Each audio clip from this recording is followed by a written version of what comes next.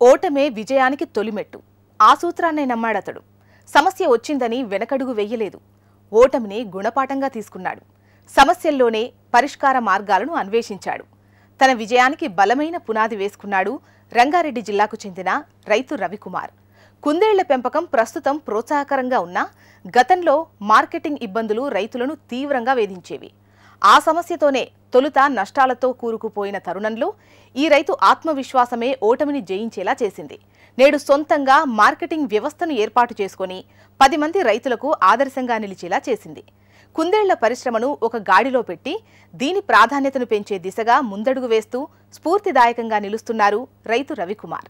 కుందేళ్ల పెంపకం ఒకప్పుడు వ్యాపకం, కానీ నేడు అది ఓ వ్యాపారంగా మారింది.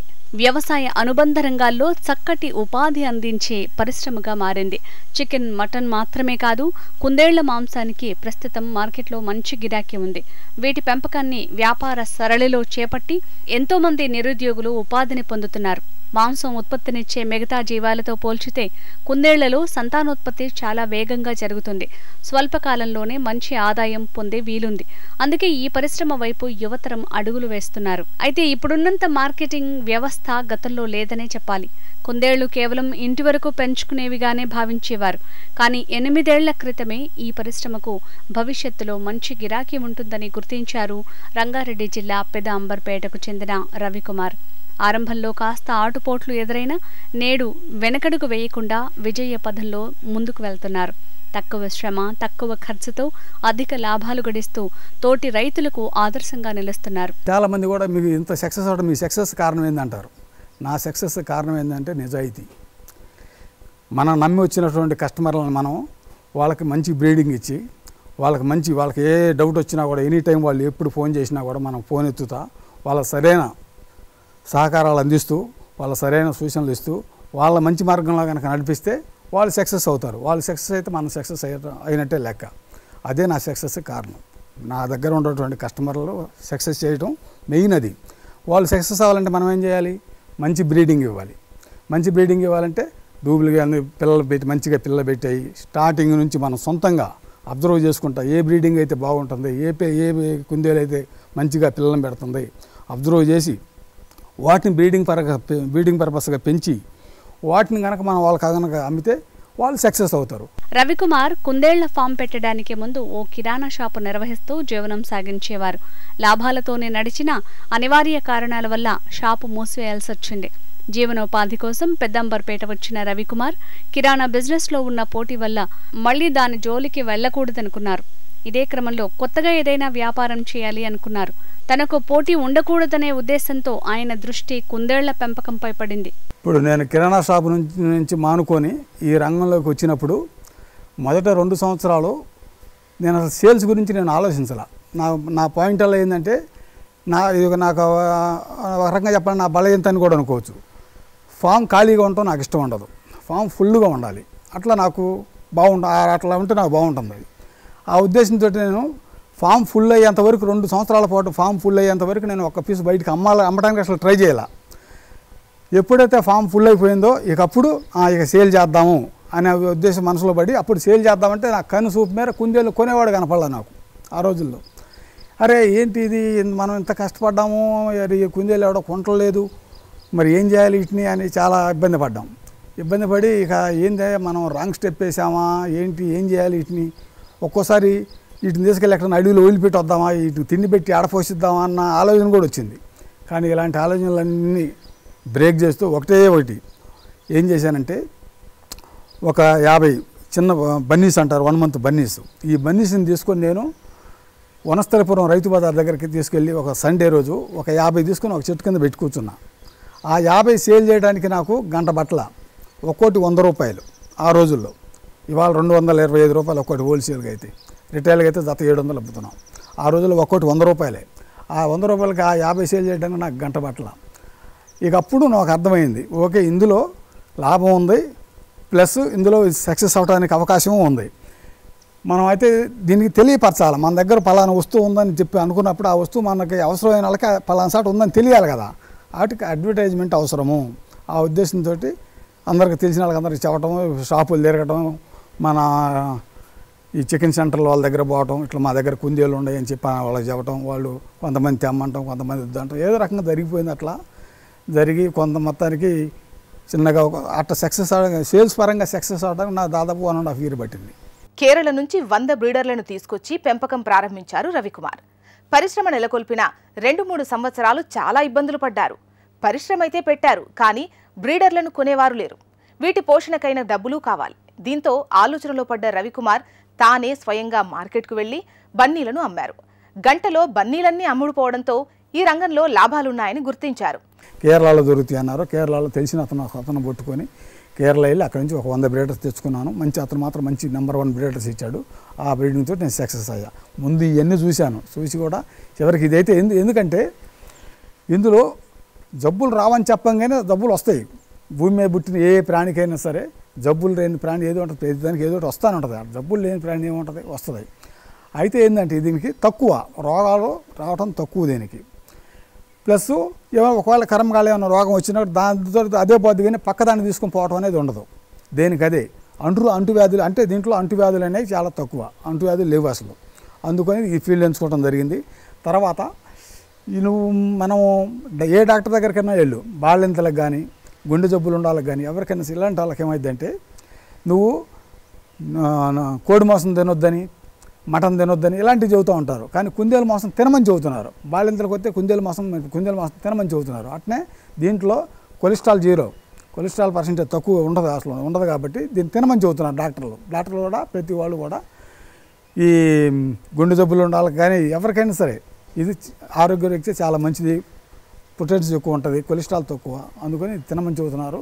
ఈ రకంగా చూసుకొని ఎన్ని ఆలోచన దృష్టిలో పెట్టుకొని ఇది చేయడం జరిగింది. అయితే ఎన్ని ఆలోచించినా కూడా మొట్ట ఏ బిజినెస్ అయినా సరే ఒక 5-6 నెలల పాటు మాత్రం కష్టాలు తప్పవు. నాకు ఆ రోజుల్లో కాబట్టి దాదాపు 2 సంవత్సరాలు దీన్ని. అయితే మనం ఏంటంటే దీంట్లో సక్సెస్ అవ్వాలంటే ఇది కూడా ఉండాలి, మన జంతు ప్రేమికులు అయి ఉండాలి. వాటి మీద ప్రేమను పెంచుకొని మనకు పుట్టిన పిల్ల మనం ఎంత జాగ్రత్తగా చూసుకుంటామో వాటిని కూడా అంతే జాగ్రత్తగా చేసుకుంటే సక్సెస్ ఉంటుంది. అంతే ఇందులో మెయిన్ ఓర్పు అనేది కూడా ఉండాలి. ఆ ఓర్పుతోటి బాగా చేస్తామంటే మనం ఎక్కడైతే పోగొట్టుకున్నామో అక్కడ ఎత్తుకోవాలని పెద్దలు చెబుతారు. ఆ రకంగా మొదటి 2 సంవత్సరాలు ఎట్లయితే దండగపడ్డామో దాన్ని పూడ్చుకోవాలంటే మనం వేరే ఫీల్డ్కి వెళ్ళకూడదు, దీంట్లో సక్సెస్ అవ్వాలి అనే పట్టుదలతోటి నేను దీంట్లోనే స్థిరంగా ఉండటం జరిగింది. ఉండటం వల్ల దానివల్ల మాకు ఇంతవరకు బాగానే ఉంది. ఇప్పుడు ప్రెజెంట్ మాత్రం బిజినెస్ మంచిగా నడుస్తుంది. ఏ రంగంలో అయినా లాభ నష్టాలు సహజం అంటారు ఈ రైతు. ముఖ్యంగా కుందేళ్ల పెంపకంలో విజయం సాధించాలంటే పెంపకందారులు జంతు ప్రేమికులై ఉండాలంటారు.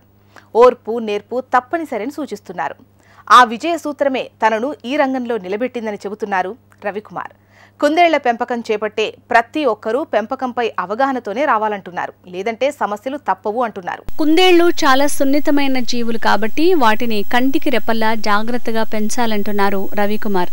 కుందేళ్లు ఎదకు వచ్చినప్పుడు క్రాసింగ్ సమయంలో తగిన జాగ్రత్తలు తీసుకోవాలంటున్నారు. పిల్లలు పుట్టిన తర్వాత తల్లి కుందేళ్లకు పోషకాల దాణాను అందించాలంటున్నారు. ఆ పిల్లలు పాలు తాగుతున్నాయా లేదా అన్నది గమనించాలంటున్నారు.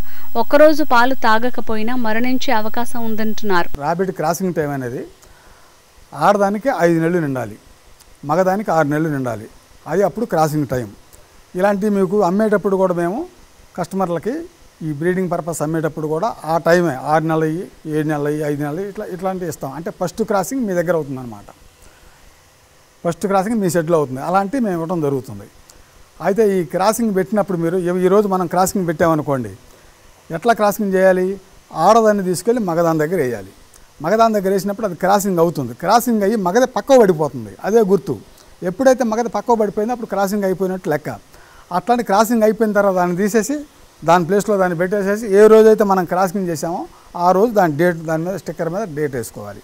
ఆ డేట్ వేసుకున్న తర్వాత ఒక 20 రోజుల తర్వాత మనం దాన్ని చెక్ చేయొచ్చు. పొత్తికడుపు కనుక చూసి చెక్ చేస్తే అది క్రాసింగ్ సక్సెస్ కనుక అయితే లోపల పొత్తికడుపులో ఉన్న పిల్లలు మన చేతకి గోలిగాయలకు మళ్ళీ తగులుతూ ఉంటాయి.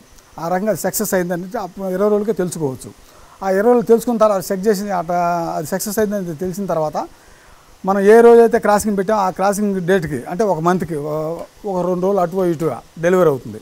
ఈ డెలివరీ అయ్యే ముందు మనం చేయాల్సిన పని ఏంటంటే ఈ నెట్ బాక్స్లు అని ఉంటాయి. ఏదండి నెట్ బాక్స్, ఈ నెట్ బాక్స్ అని ఉంటుంది. ఈ డెలివరీ అయ్యే ముందు ఒక 2 రోజుల్లో డెలివరీ అయిద్దనంగా ఈ బాక్స్ తీసుకెళ్ళి దాంట్లో పెట్టాలి.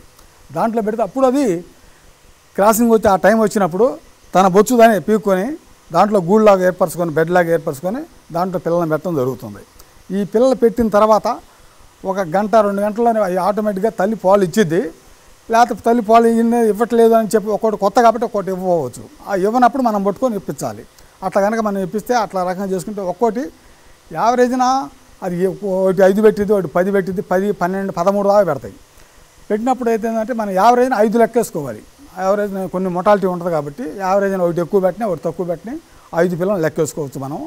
ఆ రకంగా పిల్లలు ఈ పుట్టినటువంటి పిల్లలు 10 రోజుల దాకా కళ్ళు కూడా రావు. వాటికి 10 రోజుల తర్వాత కళ్ళు తెరుస్తాయి. ఈ 10 రోజులు కానీ తల్లి పాలు ఇస్తానే ఉంటుంది. తల్లికి మనం మంచిగా ఫుడ్ పెట్టినప్పుడు ఆటోమేటిక్గా పాలు తయారవుతాయి. ఈ తయారైనటువంటి పాలు బయటికి వెళ్ళిపోవాలి. బయటికి వెళ్ళకపోతే గడ్డ కట్టి దానికి నొప్పి చేసిద్ది. అందుకని అదేం చేసిద్ది, ఆ సేపు అనేది వచ్చినప్పుడు పోయి ఆ నెట్ బాక్స్లో పిల్లలు ఉంటాయి కాబట్టి పోయి పిల్లల దగ్గర కూర్చుంటుంది. పిల్లల పాలు తాగుతాయి. ఇది సృష్టి. అది దాని గొప్పతనం కదా, మన గొప్ప ఎవరికైనా అది సహజం. అది ప్రకృతి సహజం. అది ఆ రకంగా అది పిల్లల పాలు తాగుతాయి.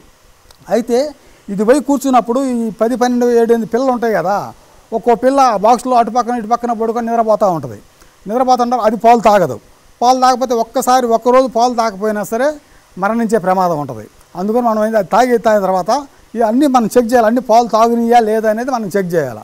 చెక్ చేసేసి పాలు తాగినట్టు పట్టుకొని మనం అప్పుడు ఇప్పించాలి. అంతేగాని అన్నిటి మనమే పాలు ఇప్పించాలంటే 24 గంటలు మనం పాలు ఇప్పించడానికి మన టైం చాలదు. కాబట్టి ఆ రకంగా పిల్లల్ని జాగ్రత్తగా పెంచుకోవాలి. నిర్దేశించిన వాతావరణ పరిస్థితుల మధ్య ప్రత్యేకంగా షెడ్ నిర్మించి కుందేళ్లను జాగ్రత్తగా పెంచాల్సి ఉంటుంది. వేసవిలో మాత్రం షెడ్డులో చల్లటి వాతావరణాన్ని తప్పనిసరిగా కల్పించాలి. 25 నుంచి 30 డిగ్రీల వాతావరణాన్ని కల్పించినట్లయితే మోర్టాలిటీ రేటును తగ్గించుకోవచ్చంటున్నారు ఈ రైతు. ఈ పుట్టినటువంటి పిల్ల తల్లి దగ్గర 1 మంత్ ఉంటుంది.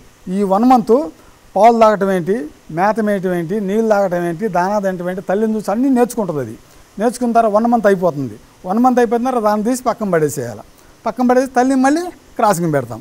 అంటే 2 నెలలకు ఒకసారి, సంవత్సరానికి 5 నుంచి 6 ఈతలు తీయచ్చు ఒక్క కుందేలకి. ఈ బయటకు వచ్చినటువంటి 1 మంత్ పిల్లలకి వాటిని బన్నీస్ అంటాము. వాటిని ఆ రోజు వాటిని అమ్ముకోవచ్చు బన్నీస్ కింద. లేదు మనం బన్నీస్ కింద అమ్ముకోవడానికి మనసు అంగీకరించలేదు, మనం మీట్ పర్పస్ అమ్ముదాము అంటే దాన్ని మళ్ళీ బయట 3 నెలలు పెంచాలి. 3 నెలలు పెంచితే అప్పుడు సుమారుగా 1.5 కేజీ నుంచి 2 కేజీలు వెయిట్ వచ్చింది. అప్పుడు ఆ రకంగా దాన్ని మీట్ పర్పస్ ఆ రోజు అమ్ముకోవచ్చు. లేదు మీట్ పర్పస్ కాదు, మేము బ్రీడింగ్ పర్పస్ అమ్ముకోవాలంటే దాన్ని ఇంకా 2-3 నెలలు పెంచాలి. అట్లా మనం పెంచుకుంటా పోతే మనకి లాభం ఎక్కువగా ఉంటుంది కదా. దాని తగ్గట్టు ఖర్చు కూడా ఉంటుంది. ఇందులో నన్ను అడిగితే బన్నీస్ అమ్ముకోవడం అంత ఉత్తమం ఇంకోటి లేదు. బన్నీస్ అయితే ఏంటంటే పుట్టిన పిల్ల 1 మంత్ అయిపోవడంతో అమ్మేసుకుంటున్నాం అనుకోండి, అప్పుడు మనకేంటి అమౌంట్ టర్నోవర్ బాగుంటుంది, డబ్బు అమౌంట్ చేతికి వస్తూ ఉంటుంది. ప్లస్ మనకి ఎక్కువ ఉండవు మన దగ్గర. పిల్లలు ఎప్పుడెప్పుడు వెళ్ళిపోతా ఉంటే ఇక మన దగ్గర తల్లులే ఉంటాయి. మొక్కజొన్న పిండి, గోధుమ పొట్టు, పల్లి చెక్క, మినరల్ మిక్చర్తో కలిపిన దానాను కుందేళ్లకు అందిస్తున్నారు. వీటితో పాటే హెడ్జ్ లూసర్న్ గ్రాసాలను, అజొల్లాను ఇస్తున్నారు. బ్రీడర్స్ మంచి బరువు, ఎదుగుదలకు వచ్చేందుకు నానబెట్టిన శనగలను ప్రతిరోజు దానాగా అందిస్తున్నారు. 1 కింటా దానా చేసుకోవాలంటే మొక్కజొన్న పిండి 50 కిలోలు, గోధుమ పొట్టు 25 కిలోలు, పల్లి చెక్క 25 కిలోలు, మొత్తం 3 కలిపి 100 కిలోలు అయింది. ఈ 100 కిలోల్లో 2 కిలోలు మినరల్ మిక్చరు, 1 కేజీ సాల్టు కలిపి బాగా మిక్స్ చేసి వేయాలి. ఈ ఫాల్లో కనుక వేసుకుంటే బాగుంటుంది. ఇకపోతే మందుల విషయానికి వస్తే హైటెక్ ఓరలు, ఇది ప్రతి నెలలో 2 సార్లు ఇవ్వాలి. ఫస్ట్ తారీఖు ఇచ్చామనుకోండి ప్రతిదానికి, మళ్ళా 15వ తారీఖు ఇవ్వాలి. అట్లా ప్రతి నెల ఇచ్చుకుంటా ఉంటే ఇది యాంటీబయాటిక్ అనమాట. ముందుకి జబ్బులు రాకుండా ముందు జాగ్రత్త జరిగి అట్లా అలాంటివి తీసుకోవచ్చు. ఇప్పుడు మేము కొత్తగా అజోలా గడ్డి కూడా వేయటం జరుగుతుంది. ఇది చాలా బాగా తింటుంది. ఇప్పుడు దీనికల్లా అన్నిటికన్నా దీనికి మంచి తిండి కావాలంటే ఎడ్జు లూసాన్ మంచిది. ఎడ్జు లూసాన్. ఈ ఎడ్జు లూసాన్ ఏంటంటే ఒకసారి కనుక మనం వేస్తే ఫస్ట్ కటింగ్ 3 నెలలకు వస్తుంది. ఈ 3 నెలలు అయిపోయిన తర్వాత మనం ఒకసారి కనుక కట్ చేస్తే అక్కడ నుంచి నెల వస్తుంది. అట్లా మీకు 5 సంవత్సరాలు వస్తుంది. గడ్డి కనుక అది కనుక వేసుకుంటే గడ్డి గురించి బాధపడాల్సిన పని లేదు. రవికుమార్ గారి ఫామ్లో ఎన్ని రకాల బ్రీడర్లు ఉన్నాయో ఆయన మాటల్లో విందాం. ఇది అంగోరా బ్రీడ్ అండి. ఇది బొచ్చు బాగా వస్తుంది దీనికి. ఇది న్యూజిలాండ్ వైట్ అండి. అంగోరాక మళ్ళీ బాడీ మొత్తం వైటే ఉంటుంది. దీని కూడా బాడీ అంతా వైటే ఉంటుంది. కాకపోతే కళ్ళు మాత్రం పింక్ కలర్లో ఉంటాయి. ఇది న్యూజిలాండ్ వైటు. ఇది వచ్చి సోవియట్ సించెల్ అండి. మాంసానికి బాగా మంచిగా ఇంట్రెస్ట్గా బాగా బాగా ఇష్టపడతారు. ఇది వైట్ అయిన తల్లికి అది చూస్తానికి బాగా అట్రాక్టింగ్గా ఉంటుంది, కోసుకొని తినడానికి ప్రాణం అవ్వదు. అందుకని దాన్ని వైట్ ఇంట్రెస్ట్ తక్కువ చూపిస్తారు. కానీ మాంసం ఏదైనా లోపల తోలు తీసిన తర్వాత ఎర్ర మేక, నల్ల మేక, తెల్ల మేక తోలేది డిఫరెన్స్, లోపల మాంసం అంతా వైట్, ఇటుకు కూడా అంతే. ఇది వచ్చి ఫ్లెమిష్ జెయింట్ అండి. ఇది అడవి కలర్. ఇది మాంసానికి కూడా దీన్ని బాగా ఎక్కువ ఇష్టపడతారు. మాంసం టేస్ట్ ఇదైనా టేస్ట్ విషయంలో ఒకటే, చూస్తానికి అడవి కలర్గా ఉంటుంది కాబట్టి అడవి కుందేలు తీసుకెళ్ళిన వాళ్ళు కూడా ఏంటంటే అడవి కుందేలు అని చెప్పి ఒక 100 రూపాయలు ఎక్కువ అమ్ముకోవడానికి ఛాన్స్ ఉంటుంది. అందుకని దీన్ని ఎక్కువ ఇంట్రెస్ట్ చూపిస్తారు వీటికి. ఇది కాలిఫోర్నియా వైట్ అండి. న్యూజిలాండ్ వైట్కి మళ్ళీ ఉంటుంది ఇది కూడా. కాదు దీనికి ఏంటంటే ఈ చెవులు, మూతి, కనుక ఈ తోక కొంచెం నల్లగా ఉంటుంది. బాడీ అంతా సేమ్ న్యూజిలాండ్ వైట్కి మళ్ళీ ఉంటుంది. డిఫరెన్స్ అలా ఈ చెవులు, మూతి, తినక తోక నల్లగా ఉంటాయి కొంచెం. ఇది కాలిఫోర్నియా వైట్. ఇది వచ్చి వైట్ జెయింట్ అండి. ఇది కూడా మామూలుగా న్యూజిలాండ్ వైట్కి మళ్ళీ ఉంటుంది. బాడీ అంతా వైటే ఉంటుంది. కాదు న్యూజిలాండ్ వైట్కి దీనికి డిఫరెన్స్ ఏంటంటే దాని కళ్ళు పింక్ కలర్లో ఉంటాయి, దీనికి బ్లాక్ కలర్లో ఉంటాయి. అదే తేడా, సేమ్ అంతా వైటే. ఇది వైట్ జెయింట్ అంటారు దీన్ని. ఇది క్రాస్ బ్రీడ్ అండి. ఇది క్రాస్ బ్రీడ్.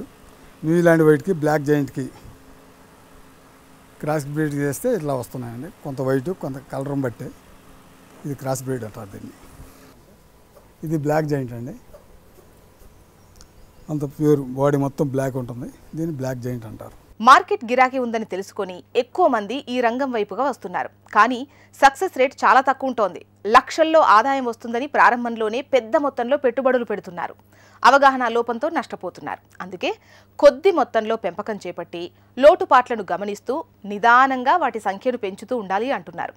100 కుందేళ్లను పెంచితే నెలకు అన్ని ఖర్చులు పోను 40,000 వరకు మిగులుతాయని అనుభవపూర్వకంగా చెబుతున్నారు ఈ రైతు. బ్రీడర్స్కి మంచిగా వెయిట్ రావాలి, బాగా హెవీగా తయారవ్వాలి, మంచిగా రావాలని చెప్పండితే శనగలు మన నల్ల శనగలు అంటారు కదా, ఈ శనగల్ని నానబెట్టి ఒకరోజు నానబెట్టి తీసుకొచ్చి వాడికైనా ఒక్కోదానికి గుప్పుడు వేస్తే అవి మంచిగా వెయిట్ వస్తాయి, ఆరోగ్యంగా ఉంటాయి. ఈ పుట్టినటువంటి బన్నీస్ 1 మంత్ బన్నీస్ అంటారు కదా, ఈ బన్నీస్ 1 మంత్ అయిన తర్వాత వాటిని అమ్ముకోవచ్చు. ఒకవేళ మనం మీట్ పర్పస్ కనుక అమ్ముకోవాలంటే ఇంకా 3 నెలలు ఆగాలి. అప్పటికి 4 నెలలు. 4 నెలలు కనుక అయితే అప్పుడు 1.5 నుంచి 2 కేజీల దాకా వెయిట్ వస్తుంది. అప్పుడు మీట్ పర్పస్ దాన్ని అమ్ముకోవచ్చు. ఈ 4 నెలలు ఆగాలంటే ఏం లేదు, 1 షెడ్ అలా 2 షెడ్లు కావాలి, 2 షెడ్ అలా 3 షెడ్లు. బిజినెస్ అది ఖర్చు పెరుగుతూ ఉంటుంది. ఆ ఖర్చు తగ్గట్టుగా ఆదాయం ఉంటుంది. మన కనుక ఒక 100 బ్రీడర్స్ కనుక మన దగ్గర ఉంటే నెలకు వచ్చి ఖర్చులు పోయి 30 నుంచి 40,000 మిగులుతాయి పక్కా. ఇది 100 కుందేలు మనం కనుక పెట్టాలంటే ఒక 2 లక్షల రూపాయల దాకా ఖర్చు ఉంటుంది 100 కుందేలకి. ఆ 100 కుందేలు 2 లక్షలు దేనికాయ అంటే 100 కుందేలు 1,30,000 అవుతాయి. ఇంకా మన దగ్గర 70,000 ఉంటాయి. ఈ 70,000లో 50,000 ఈ 100 కుందేలు పెట్టడానికి జాలీలు ఖర్చు, ఒక్కోటి 5,000 రూపాయలు ఉంటుంది జాలీ ఖర్చు. 5 జాలీలు ఒక 50,000. ఈ 100 కుందేలు పెట్టడానికి 15,000 50,000 ఈ అయిపోతాయి. ఇంకా మన దగ్గర 20,000 ఉంటాయి. ఈ 20,000 మనం పెట్టిన తర్వాత ఒక 3-4 నెలల పూట ₹1 ఇన్కమ్ ఉండదు. కానీ వాటి దానా ఖర్చు ఉంటుంది కదా, ఆ 20,000 ఈ దానా ఖర్చు. కాబట్టి ఈ రకంగా చూసుకుంటే మనం ఏంటంటే ప్రతి 100 కుందేలకి మనం పెట్టుకోవాలంటే షెడ్డుకి పొలానికి అయ్యే ఖర్చు కాకుండా కుందేల వరకు జాలీల వరకే ఖాళీ 2 లక్షల రూపాయలు ఖర్చు అవుతుంది. ఇందులో మొత్తం 4 రకాల సేల్స్ ఉంటుంది. 4 రకాల సేల్స్ ఏంటిది? ఒకటి bunnies, number 2 meat purpose, number 3 lab purpose, number 4 breeding purpose. మొత్తం ఈ 4 రకాలు. ల్యాబ్ పర్పస్ అంటే ఏంటంటే మందుల కంపెనీ వాళ్ళు ఇప్పుడు మనం కొత్తగా ఏ టాబ్లెట్ తయారైనా సరే ముందు అది ఎలా పనిచేస్తుందో ఏంది అనేది ఈ కుందేలు మీద ప్రయోగాలు చేసి వాటి కనుక సక్సెస్ అయితే అప్పుడు ఆ టాబ్లెట్ మనకి ఇవ్వడం జరుగుతుంది. అట్లా దాన్ని ల్యాబ్ పర్పస్ అంటారు. ఆ ల్యాబ్ పర్పస్ తీసుకెళ్తూ ఉంటారు. మొత్తం ఇందులో ఈ 4 రకాల సేల్స్ ఉంటుంది. ఈ 4 రకాల ఏది ఎక్కువ సేల్స్ ఉంటుందో కానీ అది మనం చెప్పేది కాదు. అది ఇప్పుడు బన్నీస్ కస్టమర్ మన దగ్గరకు వస్తే ఏ కస్టమర్ అయినా సరే మన దగ్గరకు వచ్చినప్పుడు మనం లేదు అనే మాట రాకుండా పంపించాలి. అప్పుడే మనం సక్సెస్ అవడానికి మంచి అవకాశం ఉంటుంది. ఎందుకంటే ఇప్పుడు బన్నీస్ వాడు వస్తాడు, నీ దగ్గర బన్నీస్ ఉన్నాయి కానీ మైండ్లో మనకేముంటుంది, మీట్ పర్పస్ పెంచుదాం, మీట్కి అయితే ఇంకా ఎక్కువ లాభం ఉంటుంది కదా, మీట్లో పెంచుదాం అని చెప్పి ఆలోచన వచ్చింది. అట్ట కాదు, బన్నీస్ వచ్చినప్పుడు వాడు నాకు 100 బన్నీస్ కావాలని వచ్చినప్పుడు మీ దగ్గర 100 బన్నీస్ ఉంటే 100 బన్నీస్ అమ్మేసుకోవటమే, అప్పటికప్పుడు వెళ్ళిపోతాయి. అతను మళ్ళీ మన దగ్గరకు మళ్ళీ వస్తాడు. అట్లా ఒకసారి 2 సార్లు లేవు అని చెబుతుంటే నీ దగ్గర రాడు, ఇక ఏరియా సార్ చూసుకుంటాడు. అట్లా కాక మన కస్టమర్ని అలవాటు చేయాలి అని చెప్పంటే నీ దగ్గర బన్నీస్ ఉన్నప్పుడు బన్నీస్ ఇచ్చేయటమే. మీట్ పర్పస్ పెంచుకుందాం అంటే మీట్ పర్పస్ తర్వాత వచ్చిన నెక్స్ట్ బ్యాచ్లో పెంచు, అంతేగాని ఇటు నేను మీట్గా పెంచుకుంటాను, బన్నీస్ వచ్చే లేవు అని చెప్పి వాడికి వచ్చిన కస్టమర్కి లేవు అని చెప్పి నేను మీట్ పెంచుకుంటానంటే అట్లా కాదు. బన్నీస్ కస్టమర్ వస్తే బన్నీస్ ఇచ్చేయాలా, మీట్ కస్టమర్ వస్తే మీట్కి ఇచ్చేయాలా, ల్యాబ్ పర్పస్ వస్తే ల్యాబ్ పర్పస్ ఇచ్చేయాలి. ఏ కస్టమర్ వచ్చినా మన దగ్గర లేదు అనే మాట రాకుండా మనం ఇవ్వగలగాలి. అట్లా ఇవ్వగలగాలంటే ఫామ్ని బాగా డెవలప్ చేయాలా. 100 బేడర్స్ 200 బేడర్స్ అట్లా అని చెప్పి బాగా డెవలప్ చేయాలి. నాకు నెలకు ₹1,00,000 కావాలి, నేను ఎక్కువ పెట్టాలని చెప్పి ఒకసారి అట్లా ఎక్కువ పెట్టుకోవద్దు. ముందు 50 లేకపోతే కాకపోతే 100 అట్లా ముందు తక్కువ పెట్టుకొని దాంట్లో ఉన్న లోటుపాట్లు కష్ట సుఖాలు అన్నీ తెలిసిన తర్వాత అప్పుడు మీరు దాని విషయం పూర్తిగా పరిజ్ఞానం మీకు అర్థమైపోయింది కాబట్టి మీరు నెక్స్ట్ ఎక్కువ పెట్టుకోవచ్చు. అట్లా ఎక్కువ పెట్టుకొని నేను ఇప్పుడు ఈ స్టేజ్కి వచ్చానంటే 9 సంవత్సరాలు అవుతుంది. ఇప్పుడు నా దగ్గర ఈ షెడ్ కెపాసిటీ 800, ఇంకో షెడ్ కెపాసిటీ 650. ఈ రకంగా నేను పెంచుకున్నాను అని చెప్పంటే నాకు ఈ 9 సంవత్సరాల నుంచి నేను ఎంత కష్టపడ్డాను అదనమాట. ఒకసారి తీసుకుని మొత్తం స్టార్టింగ్ 30 తోటి నేను స్టార్ట్ చేశాను. ఇవాళ ఇన్ని బీటర్స్ ఇన్ని కుందేలు వచ్చినాయి అంటే నిదానంగా ఒకసారి వచ్చేది కాదు, ఇది నిదానంగా పెంచుకోవాలి.